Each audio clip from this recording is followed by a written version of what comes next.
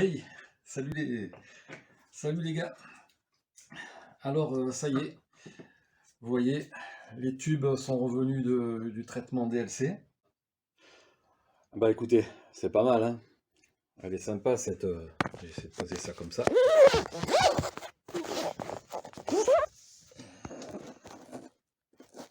Voilà. Elle est sympa cette fourche. À voir. Mais amortisseur, j'aimerais avoir tout remonté, avoir le brossillon, les biellettes. Voilà. Au niveau du guidon, ben, vous l'avez vu juste à peine.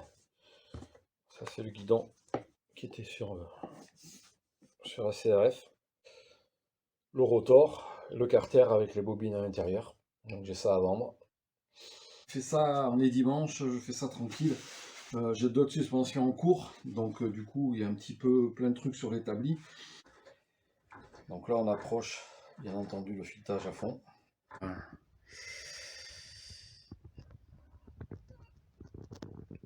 Donc là oui, pour l'anodisation.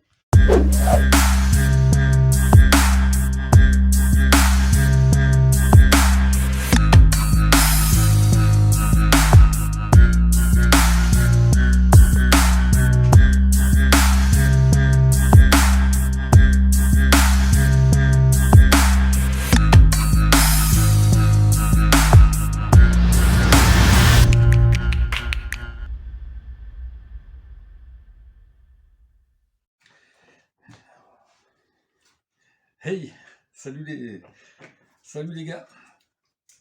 Alors ça y est, vous voyez, les tubes sont revenus du traitement DLC.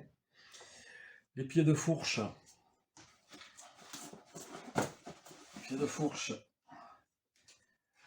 Passé au Cerakote.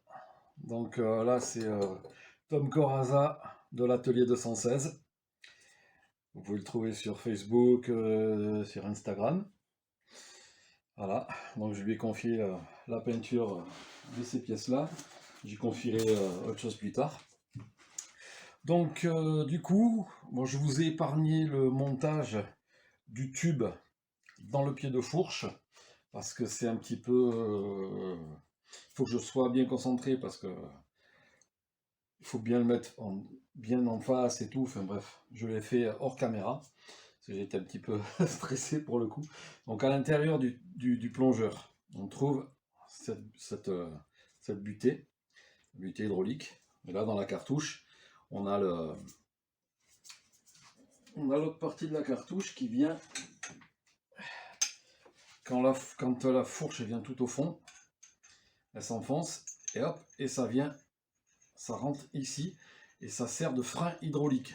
Voilà, parce qu'ici, là, dans cette pièce-là, il y a de l'huile et quand elle veut rentrer là, ça pousse l'huile vers l'extérieur et il n'y a pas beaucoup de place. Du coup, c'est un frein supplémentaire pour éviter le talonnage. Donc là, ça y est, je suis à la phase de remontage de la fourche de la 250 CR. Bon, j'ai fait ça, on est dimanche, je fais ça tranquille. J'ai d'autres suspensions en cours, donc du coup il y a un petit peu plein de trucs sur l'établi. Normalement c'est un petit peu plus propre, mais là bon, j'étais en train de faire pas mal de trucs et l'important c'est que ici ce soit nickel. Du coup on va continuer le remontage de tout le reste. Donc une fois que ça c'est fait, et bien qu'est-ce qu'on va mettre? On va mettre les spies cache-poussière, donc les SKF. Ça c'est les dual compound. On va prendre aussi les bagues SKF, donc là je vais les chercher, elles sont là-haut, et je vous reprends de suite. Voilà, je coupe un petit peu comme ça, les vidéos elles seront un petit peu plus condensées, un petit peu plus courtes, vous arriverez mieux à aller jusqu'à la fin. D'ailleurs, tant que j'y suis, ben, vous pouvez vous abonner, liker, mettre un pouce bleu, la cloche, etc. Vous savez le faire. Donc, juste avant, ce que j'ai fait, quand j'ai mis la butée hydraulique dans le tube, avant d'enfoncer sur le pied de fourche, j'ai changé le petit joint torique qui est au fond. Comme ça, j'ai bien l'étanchéité. Et le petit joint torique qui est ici à l'extérieur. Ça, c'est entre le tube et la butée. Et ça, c'est entre la butée et le pied de fourche. Donc, ce qu'on fait maintenant, c'est qu'on va monter les spies sur le tube, et on va faire comme un remplacement de et merde, de spi, de bague, un entretien courant. Donc là je vais vous le mettre en accéléré, ça sert à rien que vous savez faire, je vous l'ai déjà montré, sinon il y a des vidéos.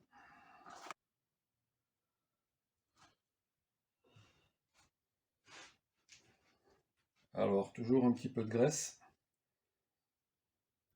histoire de bien faire coulisser.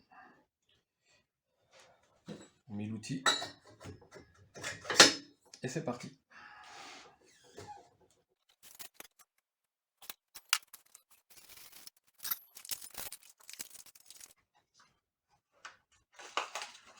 Donc les bagues SKF, bien entendu, c'est emballé par Intech, mais c'est SKF qui les fabrique. Donc ne vous étonnez pas quand vous commandez des bagues SKF et que vous voyez marqué Intech. C'est bien du SKF. D'ailleurs, vous pouvez commander tout ça bientôt. Soit vous me passez un mail et on se fait ça comme ça, soit quand la boutique sera opérationnelle. Je vais chercher le fourreau et je reviens. Voilà, joli fourreau anodisé, ça va faire bien factory avec les plongeurs noirs. Est-ce qu'elle va être belle cette fourche? Ça va être magnifique. Hop, on pousse le cache-poussière bien en bas. Alors le dual compound, il colle bien. Alors, traitement anti-friction. Normalement le DLC c'est un anti-friction, ça devrait coulisser un peu mieux. Bref, je ne vais pas m'étaler là-dessus. Alors bien entendu, on regarde que le clips, il ne vienne pas se coincer avec les lèvres. Là c'est nickel parce qu'en plus j'ai mis les clips fournis par SKF. Emboîté.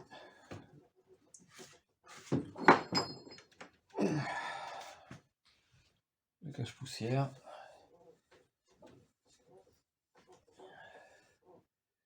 Et c'est nickel. Donc maintenant, le ressort. J'ai dit que j'avais monté du 4-8.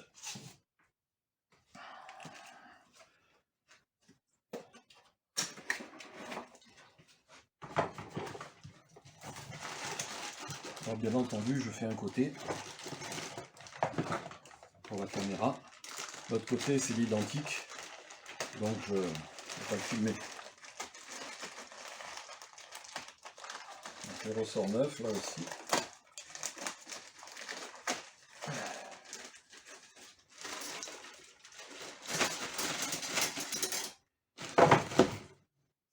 Je contrôle que ce soit bien la bonne taille par rapport à ce que j'avais avant. Ok. Donc pour info, ce que j'avais avant, pour la 450 CRF, c'est du 5.2N. Là je mets du 4.8. Je saute de 2 tailles. Pourquoi? Parce que comme je vous l'ai dit, j'ai durci les cartouches. Mais je veux que garde un comportement, les motos des années 80, 90. Elles étaient pas vers la fin, mais même vers la fin, remarque, vous regardez des vidéos. Là, par exemple, hier soir, j'ai regardé le championnat US en 91 à Unadilla, aux US, avec Jean-Michel Bayle en 500, Guy Cooper, Ron Bushing, Jeff Ward, toute la clique de mes idoles. Et je me suis fait justement la réflexion, je dis tiens, il faut que je leur en parle. Et regardez toutes ces vidéos là, et là on est aux US, hein, donc niveau suspension ils étaient précurseurs. Mais vous voyez quand même que ça bouge beaucoup. Ça bouge beaucoup dans tous les sens, elles sont souples. Donc du coup, bon, pour garder ce comportement, comme je vous ai dit, alors maintenant, il ne reste plus qu'à les cartouches, vous les avez vues dans les 2 autres vidéos. Donc ben là, on va monter tout ça. Donc le spring collar spécial, c'est du factory, mais encore plus différent.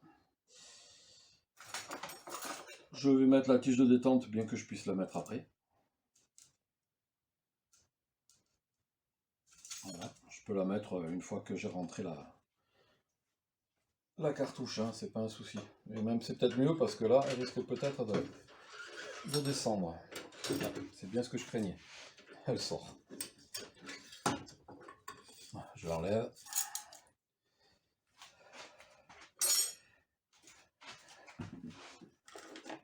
Maintenant, on prend l'outil de blocage de cartouche en plastique, comme ça j'abîme rien. Ah, putain. Voilà. Clé 17. La douille est là. Allez, hop.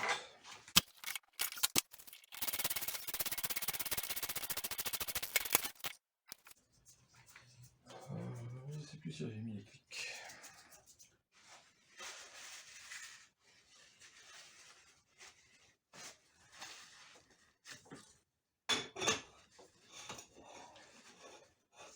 Je referme, je mettrai l'huile après. Hein. Je dois mettre l'huile là-dedans. C'est juste pour regarder comment elle est belle.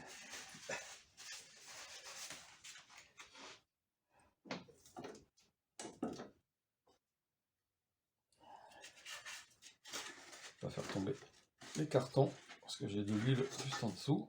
Voilà. La fourche est remontée. Je sais pas si on voit, mais... Et je vais mettre les autocollants Kayaba d'époque. Écrit Kayaba en blanc. Hein, elle va être belle cette 250 CR. Allez, voilà, c'est fini pour aujourd'hui. L'autre côté, c'est une copie conforme, donc je ne vais pas vous le refaire. Et puis, bah, on se voit la prochaine fois, hein, pour la suite. Et voilà, la fourche est terminée. Je vous la montre.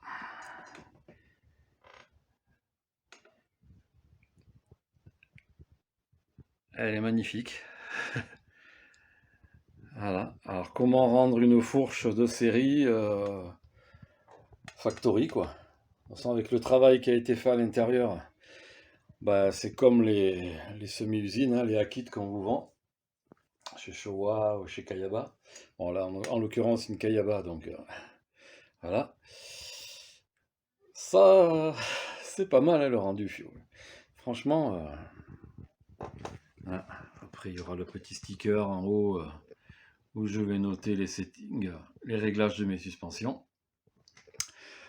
Voilà, voilà. Donc là, bon, ben, les bouchons, j'aurais pu les faire anodiser, mais on verra une autre fois. J'avais pas envie de tout démonter. Puis c'est surtout pour sortir les vis de réglage.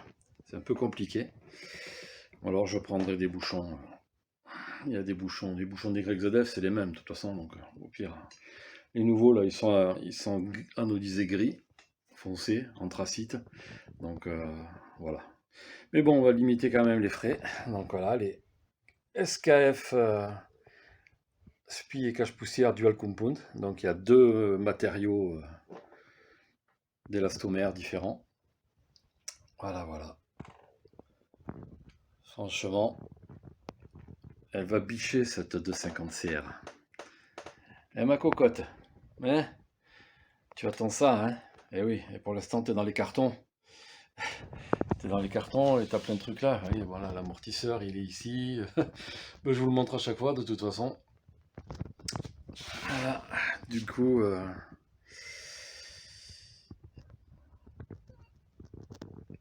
Donc là, oui, pour l'anodisation, en fait c'est un pote sur Facebook, il me les a fait envoyer en Italie, parce qu'ils anodisent que l'extérieur, pas l'intérieur. Du coup ça change pas au niveau des côtes et tout. Et puis de toute façon les Kayaba ils sont déjà anodisés à l'intérieur. Donc c'est pas comme les Showa des KXF, vous savez, où bah, l'alu est brute et que l'huile elle dure 2 heures et elle devient noire, quoi. Même pas 2 heures, quoi. Elle frotte, elle frotte, elle frotte. Mais parce que c'est les bagues qui frottent contre l'alu et ça use direct. Comme les disques d'embrayage en fait. Quand vous avez des disques en alu dans un embrayage, l'huile de boîte elle est noire au bout de. Dire vous faites la vidange avant d'aller rouler et vous, vous vidangez en fin de journée, l'huile elle est noire. Voilà. Donc c'est le même principe. Non, franchement, ben vous savez quoi? Limite j'ai une érection. Allez, je vous laisse sur cette belle image. Voilà, en complet. Donc il y aura les autocollants, hein, je vous rappelle, Kayaba, tout le long ici. Je sais pas où ils sont dans les cartons, donc... et pour rappeler MRP, il y aura mon petit sticker là-haut. Voilà. Voilà, voilà, voilà. Et les protège-fourches. Oui, ils sont où? Bon, ils sont dans les cartons aussi. Protège-fourche, c'est du gris nardo, donc gris foncé.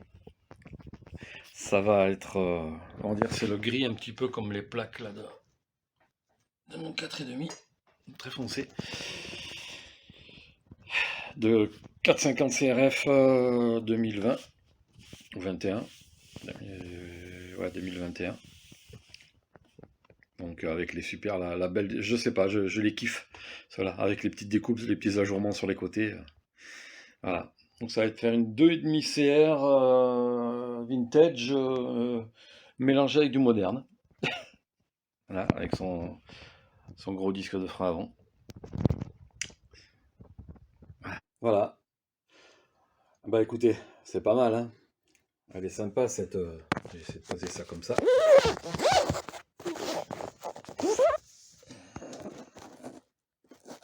Voilà. Elle est sympa cette fourche. Ouais. Du coup, bon ben voilà, c'est fini pour la vidéo de la fourche. On va se retrouver. On va se retrouver maintenant. Qu'est-ce que je dois faire? Bon, de toute façon, j'ai la moto remontée, mais à l'avance, ce que je pourrais faire, ben, pas grand-chose en fait. Parce que je voudrais remonter à l'atelier, faire l'atelier. Je vais peut-être m'occuper de l'amortisseur.